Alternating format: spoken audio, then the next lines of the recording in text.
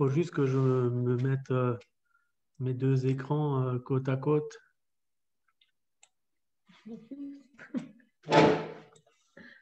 Voilà.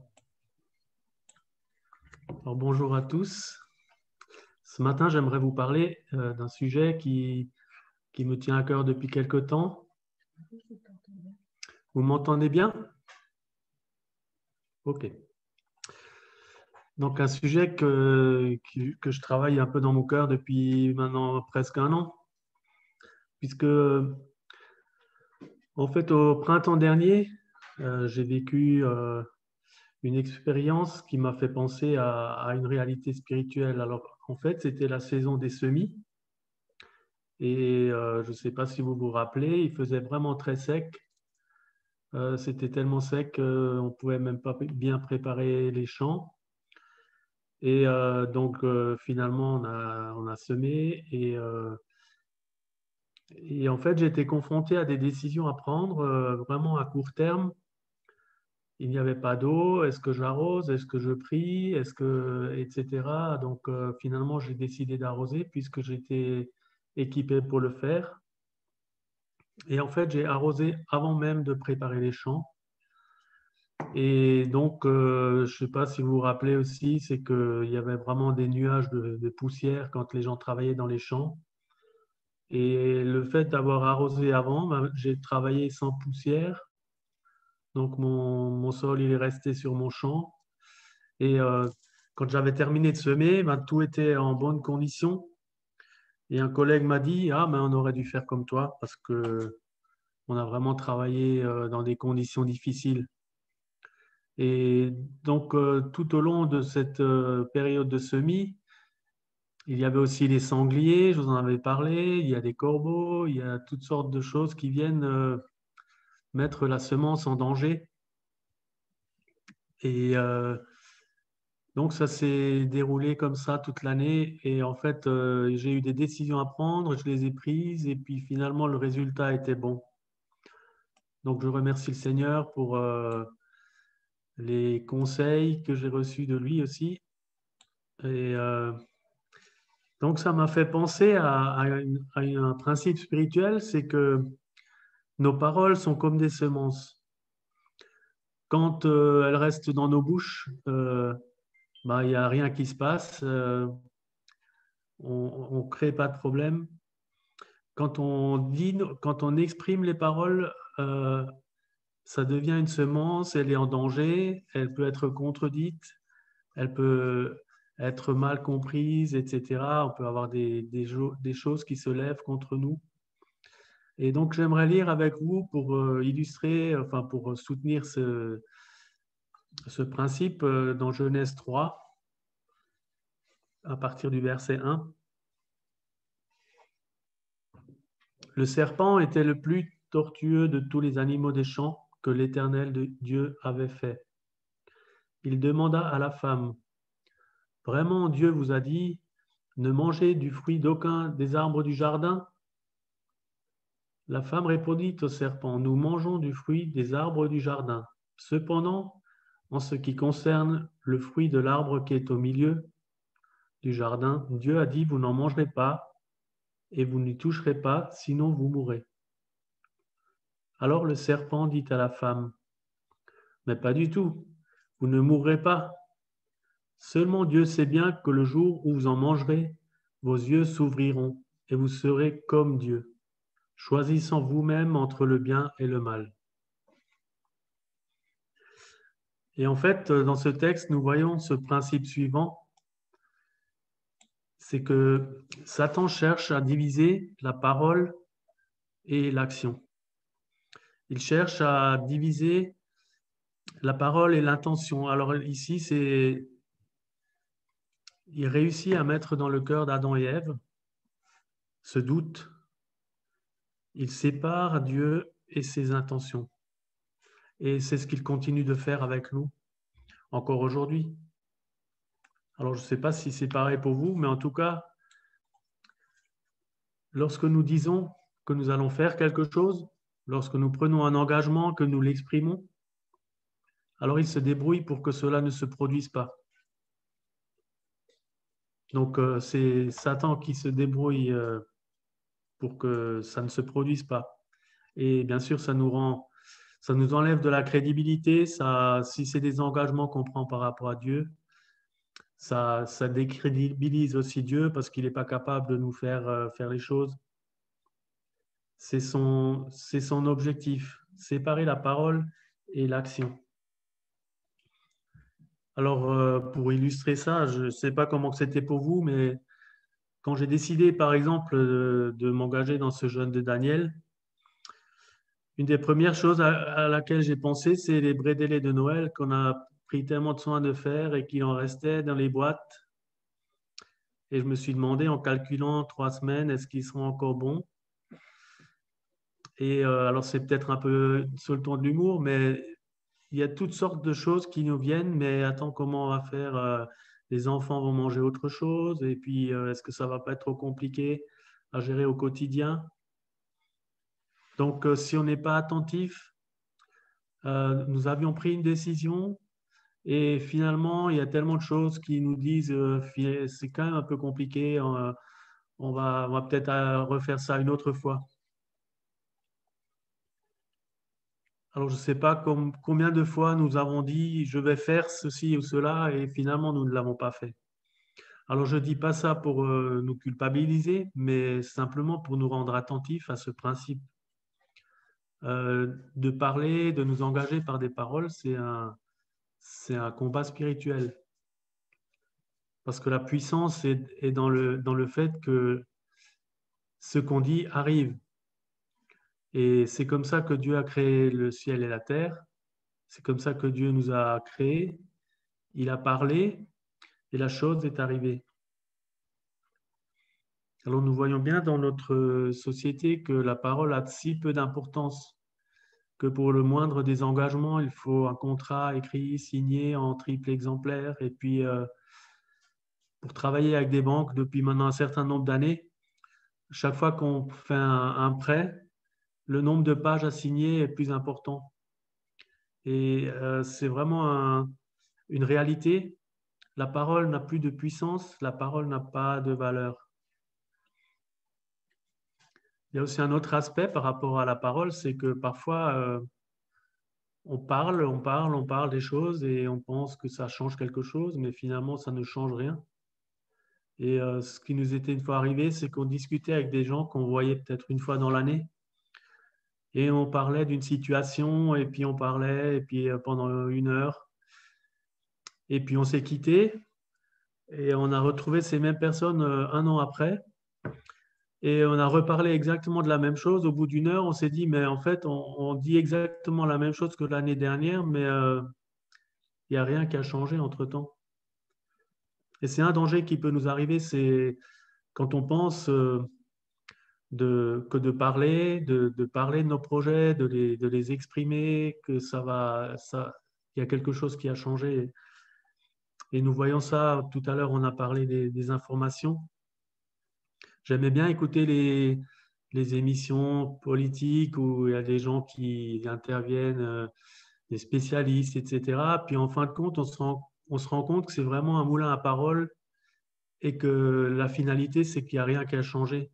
Sinon, qu'on a un peu de confusion dans notre cœur et que ça n'a rien bougé du tout.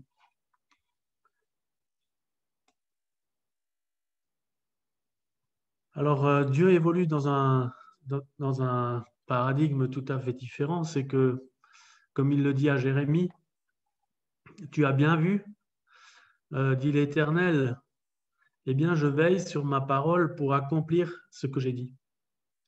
Dieu veille sur sa parole et je crois que c'est quelque chose que nous devons apprendre à faire, à veiller sur notre parole, dans le sens de ne pas forcément tout dire, de ne pas forcément trop parler, mais aussi que quand nous parlons, que nous veillons à ce que cela arrive.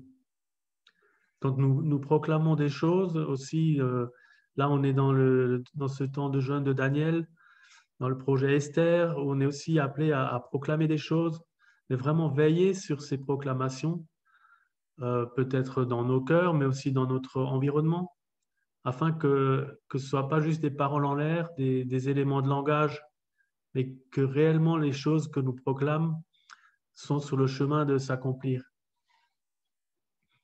Alors la bonne nouvelle, c'est que la parole a été faite chair. C'est-à-dire que Satan a réussi à séparer la parole et l'action. Et Jésus est venu et la parole a été faite chair. Donc il y a de nouveau cette unité qui est venue dans le monde entre parler et agir. Et j'aimerais lire quelques versets là qui se trouvent dans Jean, au chapitre 1. Au commencement était celui qui est la parole de Dieu. Il était avec Dieu, il était lui-même Dieu. Au commencement, il était avec Dieu. Tout a été créé par lui. Rien de ce qui a été créé n'a été créé sans lui. En lui résidait la vie, et cette vie était la lumière des hommes. La lumière brille dans les ténèbres, et les ténèbres ne l'ont pas étouffée.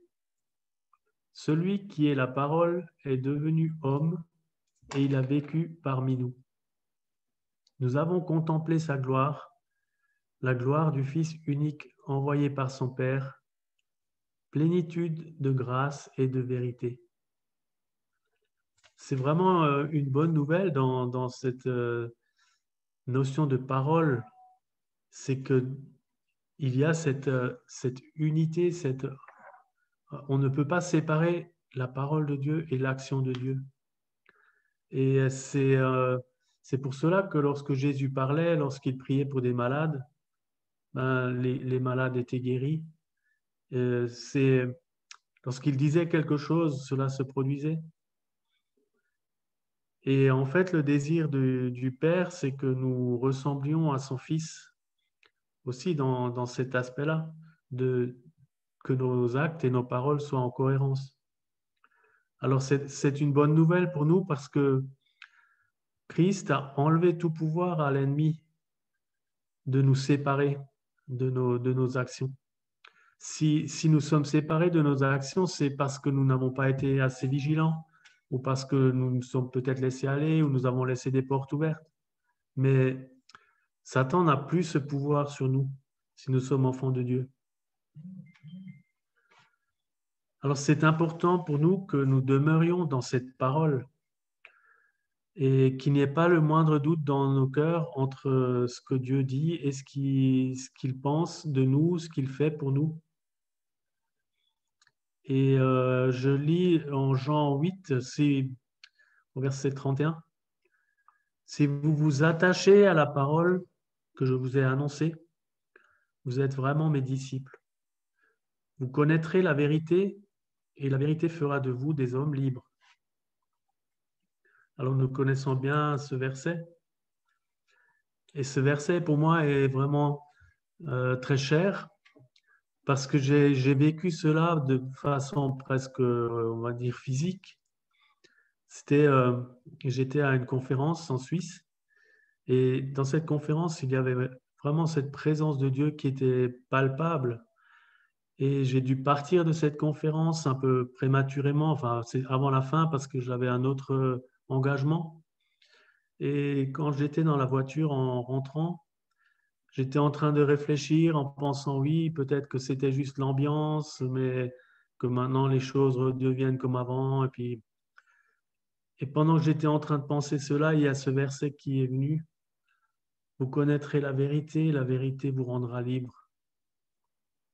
Et tout de suite après ce verset, il y a ces paroles qui ont été ajoutées dans mon cœur, et c'est maintenant. Et quand il y avait ce maintenant, j'ai vraiment senti dans ma voiture cette présence de Dieu tellement forte, c'était tellement pesant, j'ai presque du mal à conduire tellement cette présence était palpable. Et je me suis vraiment rendu compte maintenant, ce n'était pas une ambiance d'un moment dans une conférence, c'était vraiment la présence de Dieu qui allait transformer des choses. Et vraiment, cette expérience, personne ne peut me l'enlever. Mais je dois dire avec humilité, c'est pendant ce temps de jeûne de Daniel, je me suis rendu compte, mais Seigneur, en fait, je te demande des choses que j'ai déjà vécues. Euh, Pourquoi est-ce que ça a perdu de cette réalité dans ma vie? Et je pense à d'autres choses que j'ai déjà pu vivre avec le Seigneur et que finalement, ça a perdu de la saveur parce que je ne suis pas resté dans cette parole. Je suis pas, alors je ne veux pas m'auto-flageller, mais simplement dire Seigneur, c'est vrai, des choses comme ça, on a déjà vécu. Pourquoi est-ce que je me laisse rattraper parfois par des sentiments de ne plus être libre? Pourquoi est-ce que j'ai perdu certaines fraîcheurs? Et en fait, il nous invite vraiment à rester dans son repos, à prendre des temps de Shabbat où on reconsidère où nous en sommes. Nous avons proclamé des choses, nous avons vécu des choses. Est-ce que c'est bien encore réel dans nos vies? Est-ce que ça a encore toute la couleur de départ ou est-ce que nous avons laissé le temps effacer ou atténuer les contours? Et c'est vraiment quelque chose que pendant ce temps de jeûne de Daniel, j'ai réalisé et où j'ai demandé pardon au Seigneur aussi, mais il y a des choses que tu as déjà dites, il y a des choses que tu as déjà révélées. Alors, c'est important que vraiment nous gardions les choses précieusement dans nos cœurs. Sinon, nous avons le risque que cela se transforme en une image, mais que ce n'est plus la réalité. Et nous avons cet album photo, nous pouvons feuilleter, puis nous dire, ah oui, c'était à ce moment-là, oui. Mais, euh, mais dans la vraie vie, c'est moins le cas. Alors nous sommes en chemin. Nous sommes en chemin afin que de plus en plus nos actions soient en accord avec nos paroles. Et en fait, chaque fois que nous faisons des déclarations, c'est comme si nous entrons dans une phase de test où, où Dieu veut voir si on peut nous séparer de nos paroles ou si vraiment nous sommes en cohérence avec ce que nous disons. Alors, ce n'est pas un piège, c'est pas, ah, mais on va bien voir, il dit des choses, mais on va bien voir s'il le pense. Ça, c'est le côté de l'ennemi. Dieu ne le voit pas de cette manière-là. Dieu a un projet pour nous que nous soyons comme Jésus. Il a un projet pour nous que nous arrivions pas à pas vraiment à grandir et à ce que nos paroles soient en cohérence avec nos actions. Et c'est pour cela qu'il nous permet des tests afin que nous puissions nous fortifier. Il y a Dennis Peacock, celui qui a fait les enseignements pour les formations de dirigeants. Il appelle ça le feu vert de Dieu. C'est en fait, quand on dit quelque chose, c'est comme si on appuie sur le bouton feu vert de Dieu. Et donc là, les confrontations sont lancées. C'est-à-dire, on va peut-être avoir des conflits, on va peut-être avoir des problèmes de relations, on va peut-être avoir des choses qui vont aller tout à fait dans l'autre sens que de ce qu'on avait prévu. Mais c'est tout à fait normal. Il faut juste que nous sachions que nous sommes dans un combat spirituel. Et même, par exemple, tout à l'heure, on a chanté Je vis pour toi seul. Alors, c'est quand nous disons ces choses, ah bah, nous allons être confrontés à est-ce que c'est vrai? Est-ce que je suis cohérent avec ce que j'ai dit? Et vraiment que nous puissions appréhender ça dans cette dimension d'apprentissage, non pas comme, euh, des, comme Dieu qui essaye de nous troubler pour qu'on perde la face, mais c'est vraiment une phase d'apprentissage. Dieu nous encourage par les épreuves qu'il permet, par les tests qu'il permet, vraiment à devenir plus fort dans nos engagements, dans ce que nous disons. Et c'est par exemple quand on a un projet, à partir du moment où on parle autour de nous d'un projet qu'on a, on appuie sur ce bouton, on dit voilà, la phase test commence. Et c'est pour ça que c'est bien aussi d'être parfois un peu prudent quand on parle des projets qu'on a ou des choses qu'on a décidées, mais de ne pas forcément toujours parler, mais de vraiment être dans cette état d'esprit comme le Seigneur dit à Jérémie, de veiller sur nos paroles. Et c'est vrai que les Français sont assez bavards. Je vous en avais déjà une fois parlé, mais moi je suis suisse-allemand, je parle un peu moins. Mais ça ne me dispense pas de veiller sur mes paroles parce que vraiment c'est un exercice que nous devons apprendre. Et pour en revenir à mon expérience du printemps, c'est que tant que la semence est dans le sac, il n'y a aucune attaque, il n'y a aucun corbeau, aucun sanglier, il n'y a pas de sécheresse, il n'y a aucun problème. Mais dès qu'elle est semée, alors je suis en tant que semeur, je suis mis à l'épreuve. Est-ce que je suis capable d'emmener cette culture à son terme? Alors bien sûr, il y a des phases que je ne peux pas gérer. C'est pas moi qui fais germer le grain, mais c'est moi qui donne les conditions pour que ce soit possible. Et Dieu fait le reste. Et je ne dis pas ça dans le sens où on devrait nous être capable de tout faire nous-mêmes. C'est pas ça. Dieu est avec nous. C'est lui qui nous rend capables, mais c'est à nous d'être dans son obéissance. Et je termine ce message par ce rappel de la démarche d'Esther, puisque nous sommes dans ce thème.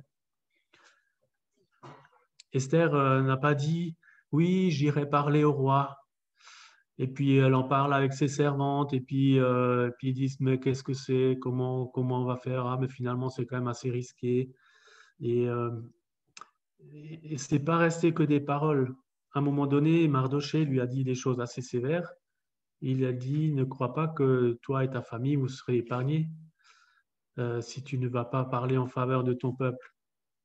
Dieu trouvera une autre solution pour son peuple, mais toi, tu vas périr.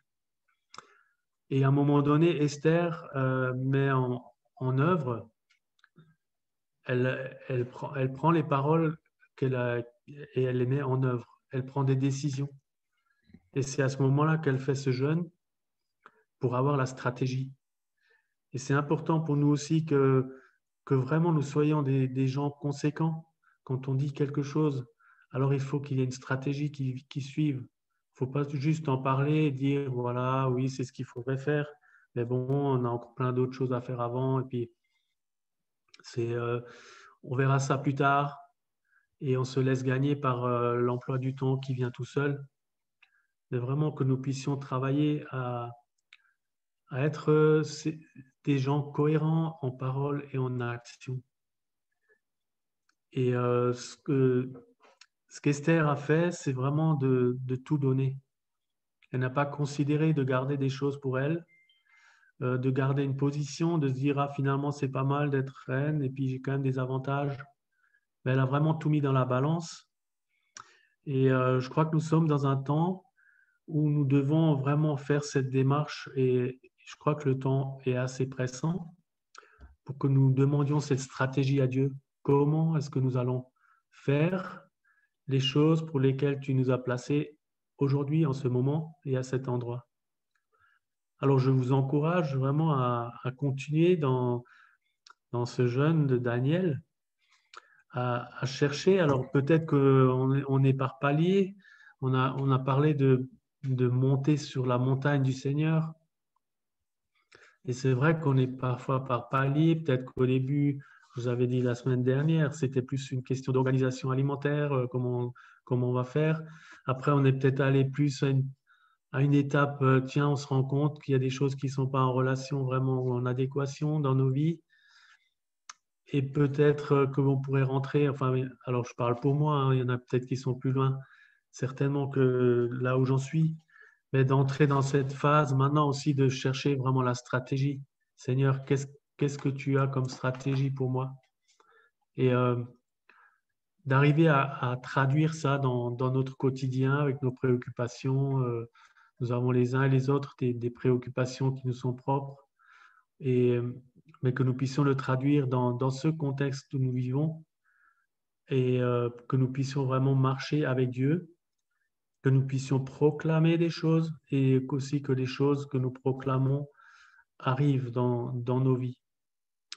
Voilà, alors que le Seigneur vous bénisse dans cette semaine qui reste de semaine de jeûne pour ceux qui participent.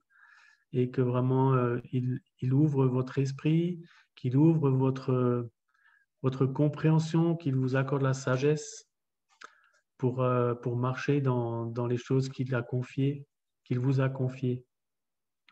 Amen.